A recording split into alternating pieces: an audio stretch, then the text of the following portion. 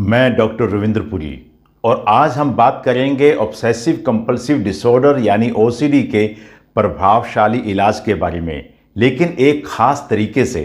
अगर आप obsessive compulsive disorder यानी ओसीडी का इलाज करवाते करवाते थक गए हैं तो ये वीडियो आपके लिए है। ओसीडी का इलाज संभव है, लेकिन ओसीडी की अलग अलग टाइप होने के कारण हर टाइप का इलाज थोड़ा सा अलग होता है। हो सकता है कि आपका गलत इलाज हो रहा हो। आपकी ओसीडी के लिए सबसे अच्छा इलाज क्या है? What is the most successful OCD treatment? आज मैं आपको यही बता रहा हूं।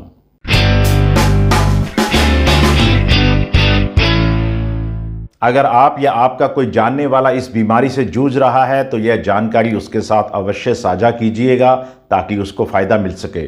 तो शुरू करते हैं। ओसीडी की किस टाइप का सबसे प्रभावशाली इलाज कौन सा है जिससे आप ओसीडी के इस खतरनाक चक्रव्यूह को तोड़ सकते हैं और ठीक हो सकते हैं?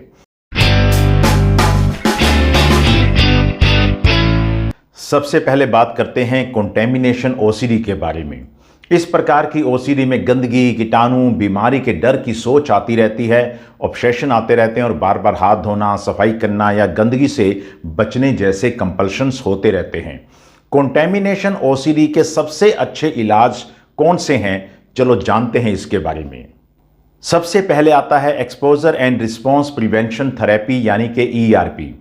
धीरे धीरे उस चीज के संपर्क में आना जिससे डर लगता है और कंपल्सिव बिहेवियर करने से अपने आप को रोकना ही ईआरपी की प्रक्रिया है। नंबर 2 सीबीटी यानी कॉग्निटिव बिहेवियरल थेरेपी, जिसमें संज्ञानात्मक पुनर्गठन यानी कि कॉग्निटिव रीस्ट्रक्चरिंग की जाती है। सफाई और बीमारी से जुड़ी गलत धारणाओं को चुनौती देना और अपने वहमों के प्रति अपना दृष्टिकोण बदलना भी कंटेमिनेशन ओसीडी का एक अच्छा इलाज है जो कॉग्निटिव रीस्ट्रक्चरिंग के द्वारा किया जा सकता है। तीसरे नंबर पे आती है माइंडफुलनेस, यानी माइंडफुलनेस भी कंटेमिनेशन ओसीडी का ट्रीटमेंट में एक बड़ी भूमिका निभाती है। अपने पांचों सेंसरी ऑर्गन्स को एक्टिवेट करके वर्तमान में ज़्यादा से ज़्यादा रहकर अपने विचारों को, दुष्चक्र को हम तोड़ सकते हैं।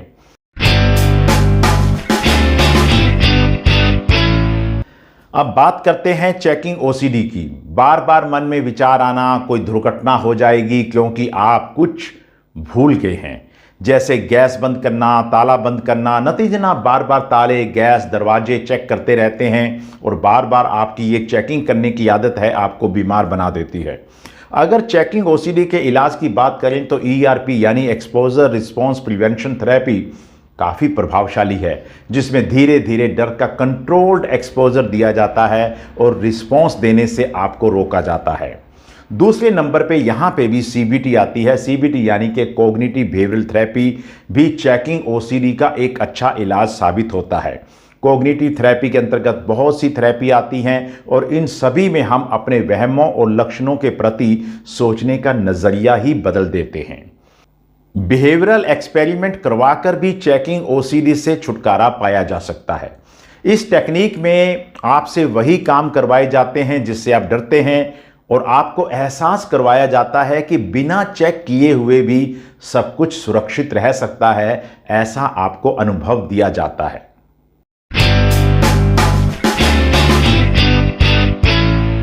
सभी चीजें एक जैसी हों, बराबर हो, बिल्कुल सही लगे, इसे सिमेट्री या ऑर्डर ओसीडी कहते हैं। इसके परिणाम स्वरूप चीज़ों को क्रम में लगाने, बार बार दोहराने की कंपल्शन शुरू हो जाती है। अगर आप या आपके किसी परिचित को ऐसी ओसीडी यानी सिमेट्री या ऑर्डर ओसीडी है तो आपका सबसे पहले जो ट्रीटमेंट आपने यूज़ करना है वह है हैबिट रिवर्सल ट्रेनिंग। इसमें आप बार बार टैप करना, दोहराना या चीज़ों को एक सीरियल में ऑर्डर में रखने की कोशिश को, आदत को बदलकर आप नई आदतों को स्वीकार करने लग जाते हैं। दूसरे नंबर पे एक्सेप्टेंस कमिटमेंट थेरेपी आती है, जिसमें हम सिमेट्री और ऑर्डर ओसीडी को एक प्रभावशाली ढंग से ठीक कर सकते हैं। इसमें आपको अपनी ओसीडी को स्वीकार करना सिखाया जाता है और साथ में कमिटेड होकर अपने जीवन के नए सकारात्मक मूल्यों को अपनाना भी इसके अंदर सिखाया जाता है। इसी प्रकार से एक्सपोजर रिस्पॉन्स प्रिवेंशन थेरेपी के द्वारा असमानता को सहना और परफेक्शन से दूरी बनाना भी सिखाया जाता है।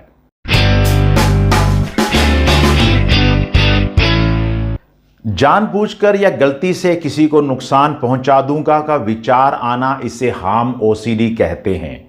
नतीजन आप खुद को चेक करना, धारदार चीज़ों से दूर रहना, मन में प्रार्थना करना या घर से बाहर निकलना ही छोड़ देना। इसमें 4TR टेक्निक बहुत काम आती है। इसमें सिखाया जाता है कि जैसे ही आपको हार्म ऑब्सेशन महसूस हो तभी इसे रीलेबल कर दें कि यह ऑब्सेशन है, रीएट्रीब्यूट कर दें कि यह दिमाग के केमिकल्स की देन है, रीफोकस करके अपने ध्यान को किसी अन्य कार्य या वस्तु पे लगाएं और फिर रीवैल्यू करें कि इससे आपको क्या फ़ायदा हुआ है। यह टेक्निक बहुत ही असरदार है। एक्सपोजर रिस्पॉन्स प्रिवेंशन थेरेपी यानी कि ERP भी आपको डिसेंसिटाइजेशन करने में बहुत अच्छा काम कर सकती है।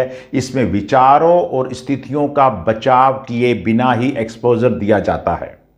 कॉग्निटिव बिहेवियरल थेरेपी में ऐसे विचारों को महत्वहीन समझना सिखाया जाता है और सोचने के अलग अर्थ प्रदान किए जाते हैं। इसके अलावा एक्सेप्टेंस कमिटमेंट थेरेपी यानी कि ACT के द्वारा भी विचारों को स्वीकार करना सिखाकर नए विचारों को ग्रहण करना सिखाया जाता है, जिससे हार्म OCD में आपको बड़ा रिलीफ मिलता है। मन को सेक्सुअल और रिलीजियस OCD के विचार बहुत परेशान और बहुत तंग करते हैं।